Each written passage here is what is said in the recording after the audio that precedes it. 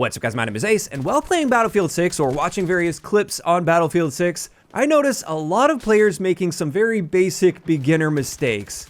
And as a result, I wanted to make a video here sharing my top beginner tips to really help you improve your game if you're struggling in Battlefield 6. Now keep in mind, this is designed for beginners. For really advanced players out there, there may be very little for you to learn in this video, if anything at all. However, even for some of the dedicated players, it's nice to get a reminder every now and then as to some of these things.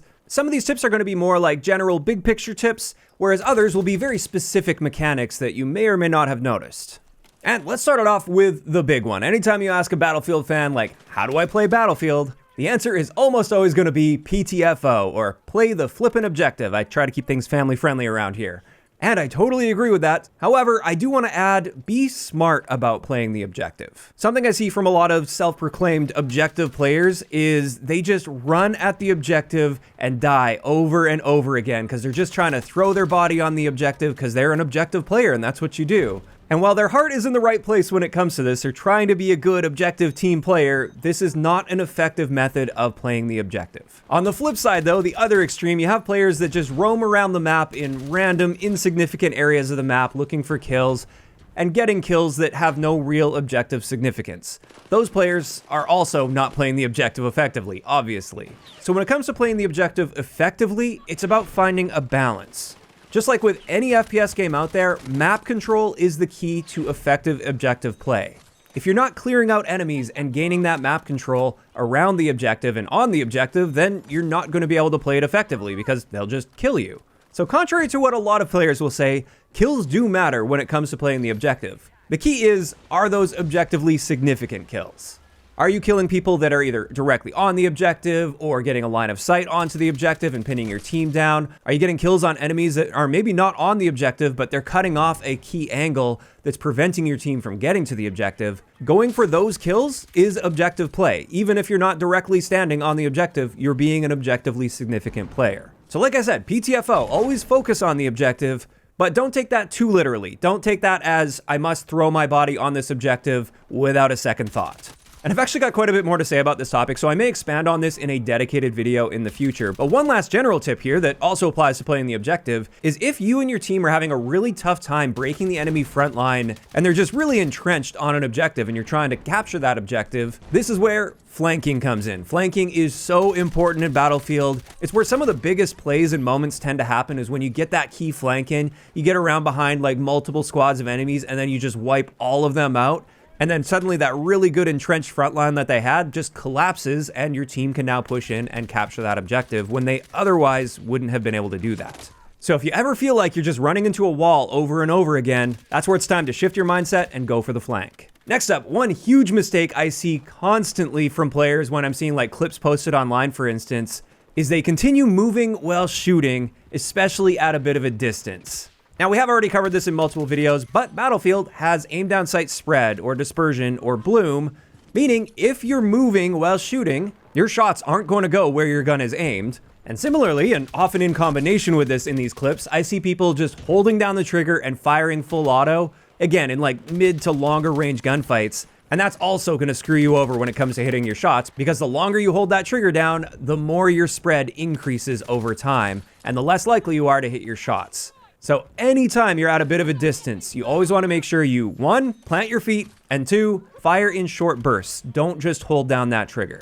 After that, if you find yourself in a situation where you can see an enemy, but they're either beyond the effective range of your gun, or they're just set up in a very advantageous position where it's unlikely that you're going to be able to win that gunfight against them, maybe they have the height advantage or the cover advantage on you, it's often in your best interest to just not take that fight. But if you decide not to take that fight, at least try to ping those players, because that's something you can do a lot more quickly. You don't have to be as accurate as actually firing shots at them, and you don't have to expose yourself for nearly as long. And by pinging them, now you're at least alerting your teammates to that player's position. Maybe your teammates are in a better position to kill that player. So by pinging them, you may end up actually effectively killing them via your teammates, and it's a lot less risky than taking the gunfight directly. Now after that, let's get through a few specifics here. Something that I've seen confuse a lot of players that are new to Battlefield is if you're trying to head glitch something, so just barely peek over the top of a piece of cover, you're aiming down sight and your reticle is above that piece of cover, but just barely, you might notice that you're firing shots that aren't hitting your target. And the reason behind this is you're actually shooting the piece of cover in front of you,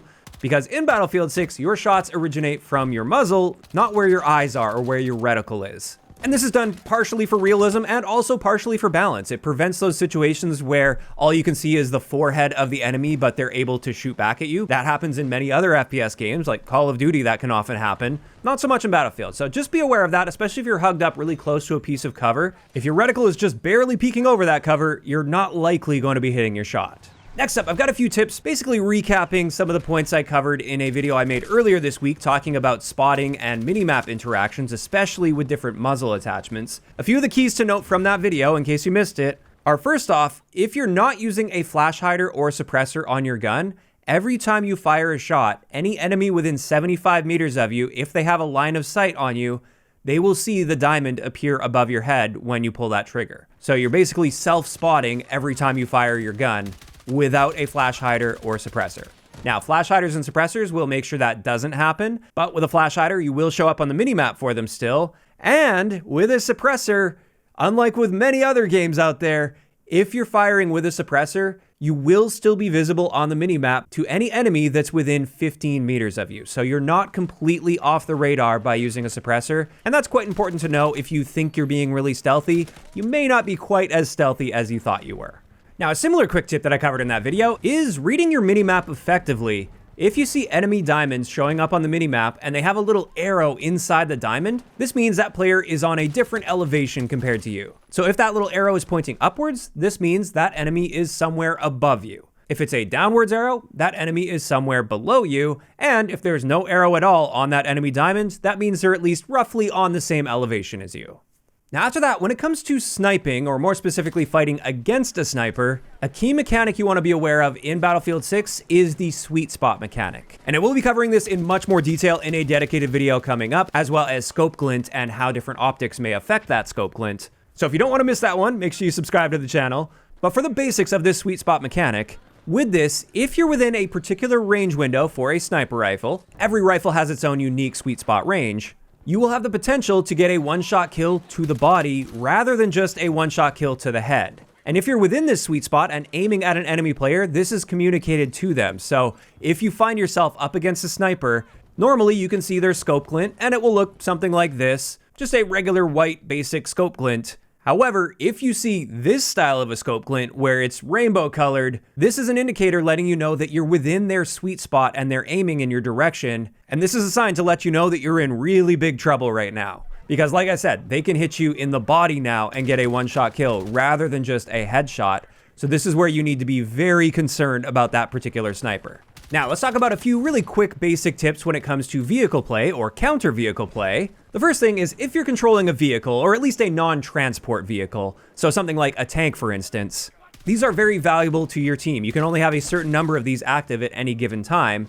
And as a result, if you're the one in control of that tank, you have to commit to that and you stay in that tank until it gets blown up. Now, that doesn't mean that you can't back away from the fight, get out of the tank, try to repair it, and then get back into the fight. But I'm just talking about those situations where you get in a little bit too deep, you've taken a lot of damage, and you're thinking, oh crap, if I don't get out now, I'm gonna die.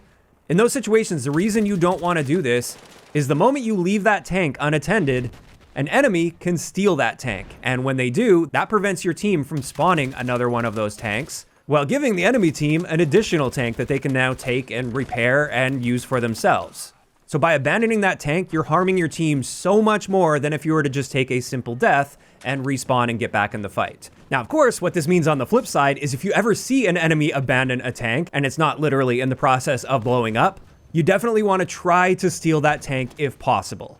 Even if it just means grabbing that tank, driving it in toward your team's spawn, and then leaving it there, that's going to harm the enemy team quite a bit by preventing that tank from respawning for them, while potentially helping your teammates out as well, because you'll probably have some engineers on your team that will then see that tank and repair it and jump in and take control of it, even if you don't really want to. So always look for those opportunities. If you see an abandoned enemy tank, don't hesitate at all, just take it. Now, additionally, when it comes to counterplay against tanks, at least with various forms of equipment like RPGs, for instance, Just know that you deal less damage to the front of the tank than you will to the sides or the top or the rear of the tank. So if you're ever trying to deal damage to or destroy an enemy tank, if you have the opportunity to flank a little bit, get around the side, or get some elevation, get above the tank and shoot down on it, that's going to be far more helpful than firing directly at the front of it, which is what many people will do. And I mean, sometimes that's the only angle you've got, and if it is, that's okay. Just take the shot anyway. Just deal the damage that you can deal. I'm just saying, if the opportunity presents itself, try to hit that tank from a different angle. Now, getting away from vehicles, back to infantry play here. One little tip that may be really obvious to a lot of people, but I'll admit it took me a little while to figure this out in the beta at least, is with those supply bags that your support players are throwing down, where you can get ammo and health out of them, they will also be replenishing your equipment and gadgets. But with these, it's not something that just happens instantly. You do have to stand close to them for a period of time, and you can see them refilling as you do that. And when it comes to gadgets that are already automatically refilling themselves, this will increase the rate at which those are refilling as long as you're standing within the radius of these supply bags.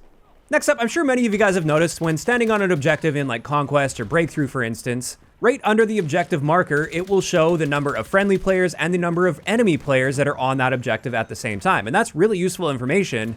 But what a lot of people aren't aware of is you don't need to be standing on the objective to get this information. All you have to do is aim directly at that objective indicator, and this information will pop up. And this can be very useful when approaching an objective. You can just have a quick check to see, okay, how many enemies am I gonna have to deal with as I push this objective? You don't have to wait till you're on the objective itself to suddenly realize, oh crap, there's 10 enemies here.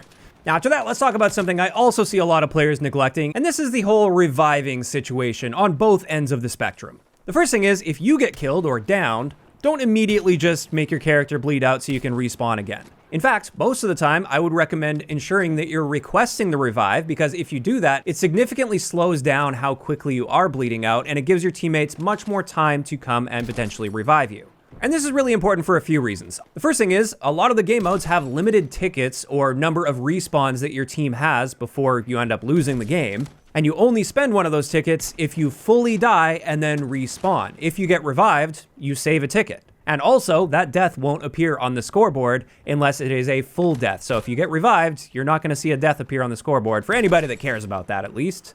Additionally, if we're just talking about being efficient with our time, in Battlefield, it's often going to take you quite a bit longer to bleed out, wait for the countdown, select your spawn point, and then get back into the fight from there, compared to simply being a bit more patient while you're down so you can get revived, and then you're immediately back in the fight the moment you get revived. So it's often in your best interest to not immediately skip that.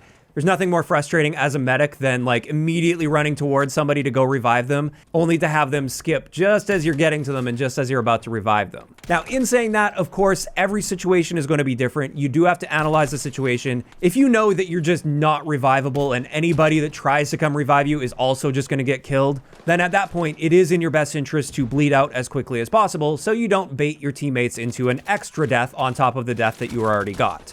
So of course there is some nuance to that conversation and you do have to assess the situation. But now let's talk about the flip side. When you're the one that wants to revive players, the first thing is, if you intend to revive a squad mate or a teammate, something you can do is ping that player. If you see their downed icon, aim at that icon and ping it, and that will let them know that you're on your way and you intend to revive them. So hopefully at that point, they'll be less likely to skip their revive and they'll let you come and revive them. Now, unfortunately, in the game's current state, you have to be really precise with aiming at that player when pinging them.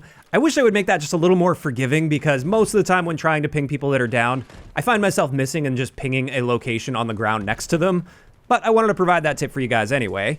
Additionally, if you're a support player using the defibrillator, they don't charge their defibrillator at all. And the way this works is if you don't charge it, you just tap the button to revive your teammate.